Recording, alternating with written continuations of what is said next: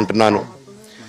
పిల్లలకి లోకల్లో ఉన్న అక్కడ లోకల్లో ఉండేది ఎవరో కాదండి, మా బంధువులే అండి. అందరూ ఆ చుట్టుపక్కల గ్రామాలందరూ మా నానమ్మ ఊరు, మా అమ్మమ్మ ఊరు అందరూ మా వాళ్ళండి. వాళ్ళ పిల్లలు, మనవాళ్ళు, వాళ్ళ బంధువులు. సో వాళ్ళకి అన్యాయం, వాళ్ళు నాకు వాళ్ళ అర్జీలు పెట్టుకున్నారు, వాళ్ళ లెటర్లు పంపించారు, వాళ్ళన్నీ చేశారు.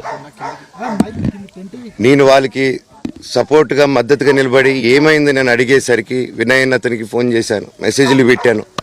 సార్ వాట్ ఈస్ హ్యాపెనింగ్, నేను కావాలంటే కాలు మీద కూడా పడతానండి, ఈ ఇష్యూ క్లియర్ చేయండి, మాట్లాడుకుందాం అంటే చాలా దురుసుగా రిప్లైలు పెట్టారు. నేను ప్రతిదీ ఈరోజు సాయంత్రం 5:30కి ప్రెస్ మీట్ పెట్టి ఇన్నాళ్ళు ఆగానండి, ఇంకా ఆగలేను. ఈరోజు ఈవినింగ్ ప్రతిదీ చెప్పేస్తాను. ఆ రోజు నేను పోలీసు సపోర్ట్ అడిగినప్పుడు స్టేషన్కి 100కి ఎందుకు ఫోన్ చేశాను, ఆ 100 దగ్గర నుంచి నేను పర్మిషన్ ఇస్తున్నాను, నాకు ప్రాబ్లం లేదు,